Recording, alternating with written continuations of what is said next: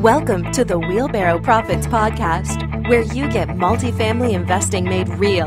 Learn from top players in the real estate investment world as they share their secrets with you and discover proven strategies on apartment investing that actually work. To learn more about Wheelbarrow Profits, visit jakeandgino.com, your one-stop shop for everything multifamily. Now to your hosts, Jake and Gino. Hello, everybody. This is Jake Stenziano, host of the Wheelbarrow Profits Podcast, here with my co-host, the multifamily mentor, a.k.a. the G-Daddy, Gino Barbaro. Gino, how's it going? Mr. Jake Stenziano, I'm doing fabulous. How you doing? Always making it happen. Today's guest is Carlos Flores. Carlos is a mortgage banker for Old Capital in Dallas, Texas, with a focus on multifamily lending. Listen, financing your deals is a crucial part of our investment framework, and today we're going to press Carlos for some insider secrets on how you can get the best financing for your deals. So without further ado, Carlos, welcome to the show. Hey guys, happy to be here. Thanks for letting me join. Oh, it's our pleasure. So let's get this thing started. Why don't you tell us a little bit about your background and how you got into lending? Actually, let me start a little further back. I've actually been in the IT business for a long time, been in management sales and technical sales for a $100 billion company. And I've gotten into multifamily, syndicating deals and doing that and building a relationship with actually my mortgage banker at the time. He found out what I was interested in and we talked over time, and it just got to the point where I wanted to get both feet into the commercial world and get out of that corporate rat race, right? Amen. And so what he really liked too is the fact that I'll tell you that people that I talk to all the time, people that call me and are looking for loans for us to place debt for them, they really like the fact that I'm an investor as well, and that I understand that their side, and I'm not just interested in what the banker's side and what the bankers want. Although I do look at both sides, with a equally and fairly, because we have to, right? But that's really a big deal there. And so I started doing that, got into the commercial banking side, and you said multifamily. We also do retail, office, industrial warehouse, and other stuff like that. But multifamily right now, I think, is the darling of the investment world. Sure. Now we're loving it. Carlos, why don't you just explain to us exactly what a mortgage banker does? So I can't really tell you what others do. I'll tell you some of the things that we hear that people don't like, and then I'll tell you what we do differently. And that is some people will actually, as a mortgage broker, mortgage banker, they will they'll take they'll create a file, and then they'll throw it at a bunch of different lenders and banks to see what sticks and what they can get back. And we really don't do that. We do it completely different. What we'll do is we'll take a look at the borrower, the strength of the borrower. We'll take a look at the deal. We'll vet the deal, do some in-house underwriting, and then we take that unique footprint or fingerprint, and based on the knowledge that we have of certain lenders, we'll go out and pick one or two that we think that we know are going to close this deal and that have an appetite for this particular deal that you've got, the way that you want to take it down, and we basically put you guys together. And then we still make sure that goes forward, and if not, we'll find you somebody else. But we're pretty successful in making sure that we get the right one the first time. I'll ask you a two-part question. I was going to ask you, how should people actually go out and select a good mortgage banker, and how do you go out and find business? So when you say, how do I find business, are you talking about how do I find a potential customer? Or yes. Yep. So, well, I guess over time, what we found, we're a boutique player, right? So what we found is a lot of what happens is people understand what we do, or they learn what we do based on through the process, and then they start recommending us through word of mouth. I mean, other than that, when you're trying to build a book of business, even to trying something new, or trying to get new business, right? You got to pick up that phone, bang the phone. So we're not exempt from that, just like anybody else. Mm-hmm. And how does a person actually go out and select a good mortgage banker themselves? How do they go out and find one? Well, you can start by calling me. No, so actually, call Carlos. Yeah, call Carlos. So what I would do is just ask questions and try and find out how they do it, because a lot of times, like I said earlier, what you'll find is that is that the people will throw stuff up on the wall to see what sticks, or they might be looking for money up front or those kinds of things. You don't want that.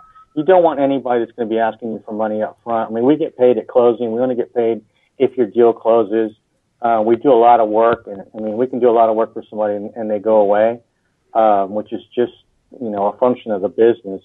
But what I would say is get in there and ask some questions. Ask them, how do you choose your lenders? How do you decide who you're going to send it to? Because what you'll find too is that some people just have a relationship with one other lender or something, and that's where they go to all the time, where they'll be in what can be considered a co-broker situation, where they'll just flip it over to somebody else, and that's not what you want, because it just gets expensive, and then your desires get extremely diluted. I've seen that, though, in our experience, where you know that you get to have a relationship with some of these brokers out there, and they have sort of their favorites, and they kind of funnel all the business to them regardless of if it's a good fit or not. Because I know earlier you were talking about where is that good fit going to be, who has the appetite for this certain type of product, and I think that's really interesting. You kind of opened my eyes to something there.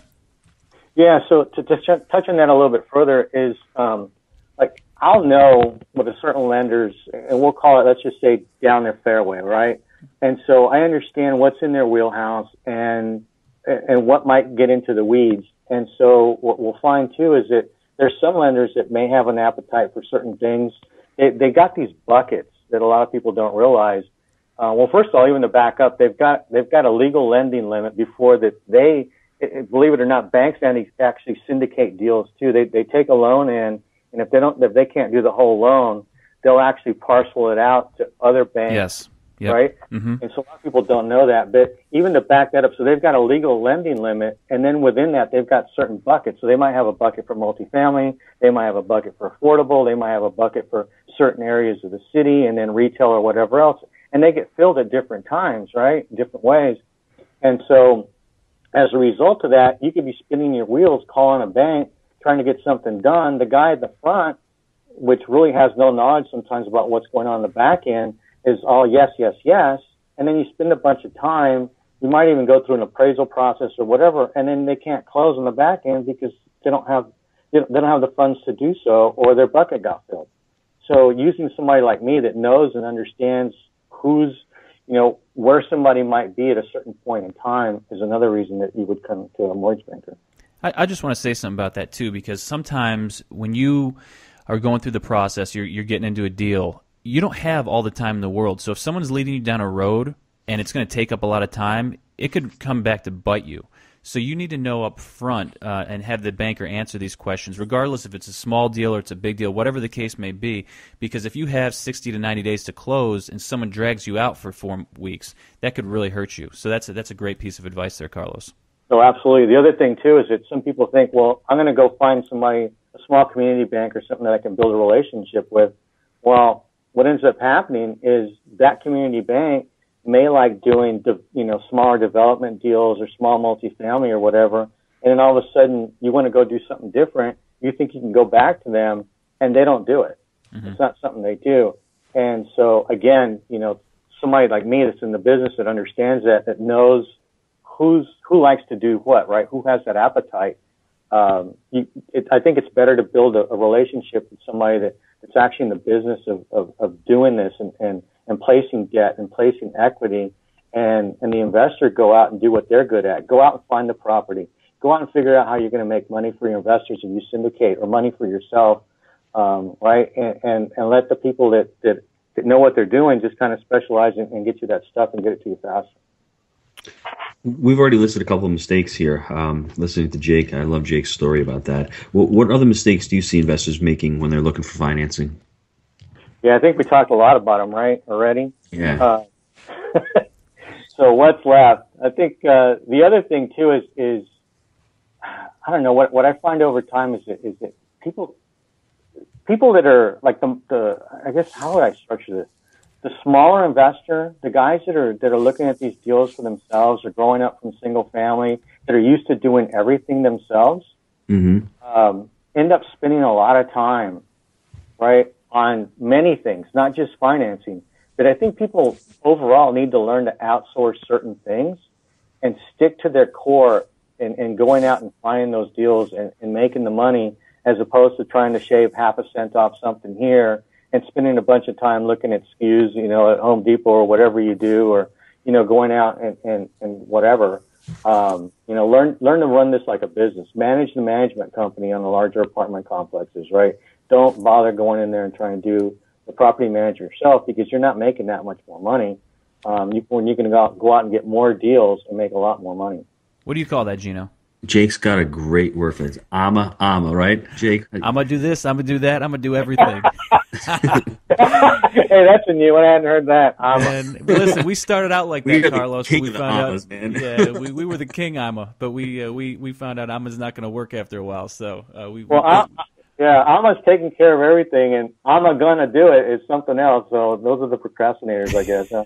No, Carlos, let me take that off on a tangent. I've owned the restaurant for 20 years, and I've had one restaurant for 20 years, and I have fabulous food. I'm a great chef, but to your point, we got into multifamily, and all of a sudden we're up to 675 units. So I had the AMA mentality in my restaurant business because I had it with my dad, who was an old school Italian guy. So he was the AMA king. If there was a king of AMAs, it was him. I mean, he just had to touch everything. At the same time, you can't grow. You're stuck in one location. 30 years ago, that worked great. In this economy nowadays, if you're not scaling your business, you're not going to make money. You're not going to survive. I don't care what anybody says. And we've seen that. We've seen that with the properties we've bought. We've bought small, then we start scaling up. And as you start scaling up, you learn that AMA can't do everything. And you have to really, to your point, which makes total sense to us now, you really have to find people to help you out and source that business out that you can't do yourself. I was guilty of the same thing, man. I try to control everything. I'm actually kind of a control freak, and so it was hard, right? It's hard letting go. It's hard trusting other people to go do other things. But that's the only way you can scale. And that's to Jake's point. I always talk to Jake about limiting beliefs. So what happens is, you're a control freak and I'm a control freak. Every entrepreneur is a control freak, right? We all want to do it ourselves. And the first time it doesn't work, you're like, see, it doesn't work, So to everyone on this call, it's really important. It's not going to work all the time, but don't have that limiting belief by saying, you know what, it didn't happen one time, it's not going to happen the next time. You just have to put faith in it, have to surround yourself with great people, and have to learn, because it's not going to work the first time. It's probably not going to work the second or the third time either. But and once it does work, man, you are off to the races. Hey, Carlos, just because you touched on it a few times, I'm just curious. You want to talk about your portfolio a little bit and the stuff you're investing in? Sure. I mean, I tell you, I got my first single family back in 2006, and we actually did that. Interesting story. We did that because I didn't want to pay a landlord rent for my daughter when she went off to college, and so she had that mandatory time in the dorm. And as soon as she was getting out of the dorm, something inside of me said, no, we got to go buy a house. We're going to put a couple of renters in it, right? So what we ended up doing was buying a 3-bedroom house and put her in one bedroom and ended up renting the other 2. And interestingly enough, I still have that house. And we've got 3 grad students in it. My daughter's off gone and got married and moved out here recently. She's actually finishing up her PhD. But it was just, when I look at it now, I'm thinking, all that money, I didn't pay anybody for it. And so it's coming back and it's working out. The other things too is I'm in a 109 unit. I'm a key principal in a 109 unit that's here locally. We closed on that, May of 2014. Oh, congrats. Yeah, that was a cool deal. So I'm always looking for more deals, making it to best and finals. It's kind of crazy these days. I mean, there's, besides stupid money out there, I think there's a lot of money that needs to go out in the street. We've had a few deals. It was a over 300 unit that I was working on, and we got to best and final. And it was between us and another group out of the Northeast, actually, out of Jersey. And we were going head to head at the end, and they were pushing for hard money. And in this world, as you guys know, hard money is actually non-refundable money. Yep. Or what we call going hard, right? Yep. And these guys ended up putting $100,000 hard money day one, no contingencies. And I told the broker, I said, I'm out. And he's like, no. And I said, no, I'm out, dude. I'm not going to go play that game. It's getting competitive. We just went through a very similar situation, and man, it's getting very competitive out there, to say the least. Yeah, it is highly competitive. I mean, especially in this market, I think any chart that you look on, there's something different that hasn't existed before, and that is Dallas-Fort Worth being on the top of all those charts now. We've got a lot of people moving in that don't leave, and we've got a lot of businesses that are starting to come to Texas, specifically this area, and so it's amazing what's happening around here in multifamily. Plus, even in the single family world, there's absolutely no inventory, and so prices are just off the chart. And that's the key. You got to buy it right. So I commend you for not buying it right, because if you're going against the guy up in Jersey, I live in New York, so we look at cap rates up here 2 and 3, and maybe in the city 4 and 5 up in the suburbs. So I mean, when they see stuff down there that's trading, let's say 40,000-50,000 a door, and they look at what they're paying up there, I mean, they're going to overpay in your market. And you know, Jake and I's first tenet is you can't overpay. You're making money when you're buying, so you have to pass on those deals if they're not going to make sense to you. So I commend you for doing that. You know. Yeah, I appreciate it, and you're absolutely right. I mean, you've got to find a way to either force appreciation. If you're going to be playing close to market, you got to find a way to force appreciation and raise those rents, right, to increase your NOI. Yep. Carlos, how does an investor know that they've got the best terms or deal from a lender? You know, that's an interesting question, and the easy answer is to say you don't. But I guess that goes back to part of that trust, right? You need to understand. The other thing is that if, let's face it, a lot of people will shop a little bit, and as a result, we'll end up finding out, hey, this is a good deal. The other thing that a lot of people don't take into account, sometimes, for example, we've got one lender that does non-recourse bridge debt for multi-tenant and multifamily. So multi-tenant, commercial stuff like retail and office, and then the multifamily that we're talking about here, and which is a little unusual in the market, right? But these guys, in order to do that, they lower the leverage.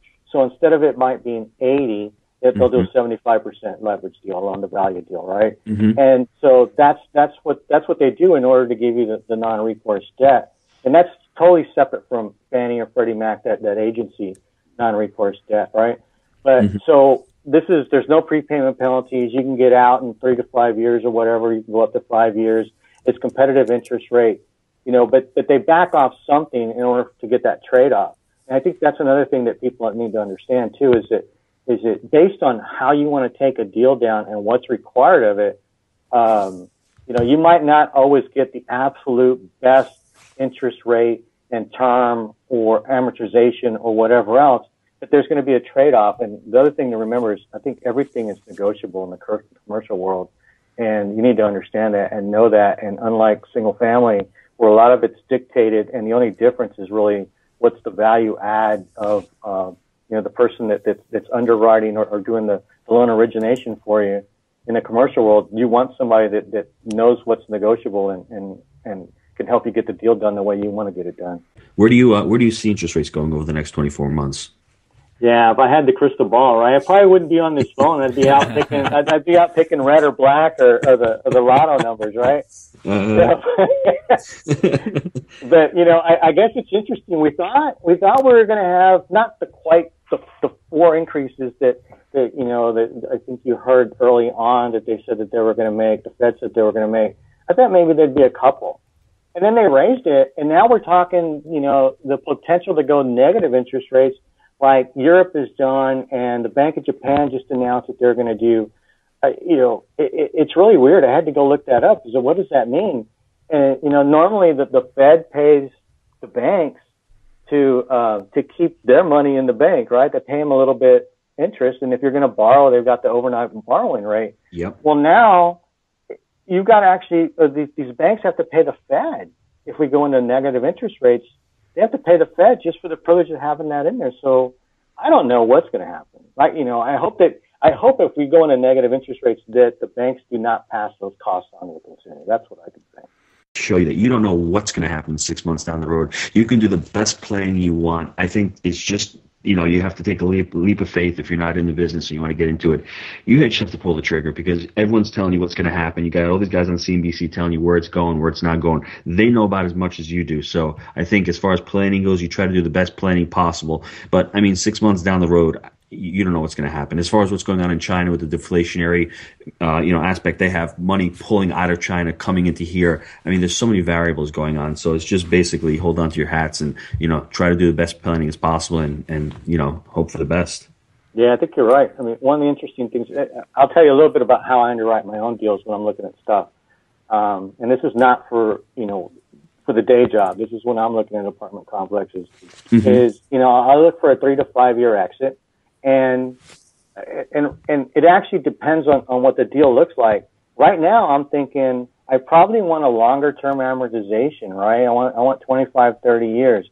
I want a longer term debt. I want 10 to 12 year, preferably agency debt, like Freddie or Fannie, which is, again, it's non-recourse, it's low interest rate. You pay a little bit more on the front end, but you got a lot of benefits and it's assumable. But the other thing too is that let's say interest rates do go up. So if I've got a 10-year term and I got a 5-year exit, at least I know when I get down to those 5 years, if the market has gone haywire or something and I'm not able to get out, these things run in pretty much no longer than 10-year cycles. So I know that at some point it's going to come back up and I'm going to be able to exit through a refi or sell. And I can continue, if I buy right, because you always have to buy right, is I can continue to get that cash flow and survive to fight another day, right? So that I think that's one thing that the way I look at it. If I look at something that's a quick in and out, then I look for, again, maybe like I mentioned earlier, that non-recourse bridge debt, where I know I'm going to go in, slam, do something, get out, and then I'll get a long-term permanent loan, like I just mentioned, and I'll take cash out in the process. So I think in these times, because it's not 10, 11, or 12 anymore, and we didn't predict what was going to be happening, but we do have the luxury of looking backwards, right? And we can say there's been a long run-up, and potentially what could happen. If interest rates go up, well, then cap rates are going to follow, and so therefore my property might not be worth as much. And so I need to make sure that I'm hedging for that, and financing can help you do that if you understand how it works. Mm-hmm. I love everything you just said there, because that's exactly where we think that the sweet spot is the 1030 on a Fannie or Freddie type deal is definitely, I think you're putting yourself in the most secure position possible by doing that. So I think that's great advice. Carlos, are there any other things that investors should look out for when seeking a loan? You talked about AM rates, talked about term. Anything else that they should look for? I think it just goes back to like we've discussed already, right? It's based on what you want to do, because the loans are going to be different based on your strategy for that particular property, and be willing to make some trade-offs, especially if it's a short-term deal and you can get, your interest rates might be a little bit higher because you're going to be getting out in a year or something, and you're going to go in and do a bunch of rehab and re-tenant the property and be able to turn it around so that you can go get long-term debt. Don't be afraid of that. Shaving off a little bit here, a little bit there, and not taking action will cost you more than actually going off and doing the deal. So, Carlos, what is your best habit for success? Best habit for success. I would say is, as corny as it sounds, make some goals. I don't think that's corny at all.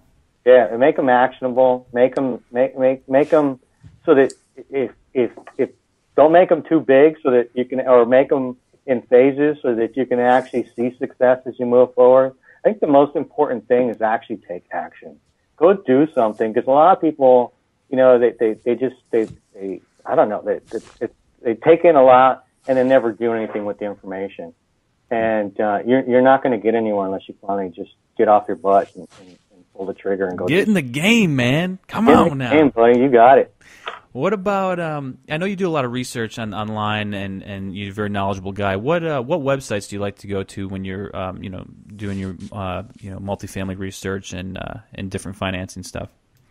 It's interesting you say that. I mean, obviously we've got some tools just based on the job that I've got. We got some tools that we can use for research that a lot of people don't have access to, or unless they're paying for those services. There are some free ones out there. A lot of times what I choose to do, right, there's, I don't even remember the name. I'd have to go back and look it up. So but I use the search function, right? Normally in Google, I'll put something in there. I'll see what somebody's saying. But again, that goes back to something we said before is I think you can get stuck, if you see somebody saying the same thing and it's not necessarily the right thing. So getting with guys like you, right, or other mentors and understanding and looking at people that have been in the business previously, where they're going out and doing this on a daily basis, if you're not, is surround yourself with those kinds of people. The people that are out there taking action and that are doing it in the space that you want to be in. Sure. So I just want to say I think this was there's a lot of good information there, and I took some notes, and a few of my notes were great advice on the places that you're looking to get your financing from right now, your Fannie type loans with 10-year terms, 30-year amortizations. I really liked what you said about scaling your business, because at some point you can't do everything and you need to build a good team, or you're going to be stuck in single family for the rest of your life. Okay, and even in that point, I know there's people that scale their business based around single family homes. Another key thing, everything is negotiable. Ain't that the truth, man? When you said that, I was just smiling, because we've seen that time and time again. Everything is negotiable, so don't forget that. And congrats on your 100-unit deal and your daughter's PhD. I think that's great. Yeah, appreciate it. Thanks. So how can the listeners get a hold of you? Well, you can call me. The number is 469-458-0600. You can reach me by email at cflores, CFLORES, at oldcapitallending.com. Those are probably the best two sources to get a hold of me. Because even though, and I'll just say this, even though we're doing this over Skype right now, it's not something I normally use. Carlos gets it done, right? So, hey, Carlos, thank you very much, and it was great having you. Carlos, thanks. Thanks, Matt. I appreciate it. Thanks for having me. Take care. We trust that you enjoy the Wheelbarrow Profits podcast. Visit jakeandgino.com, your one-stop shop for everything multifamily. See you next time when Jake and Gino share more of their investing secrets with you.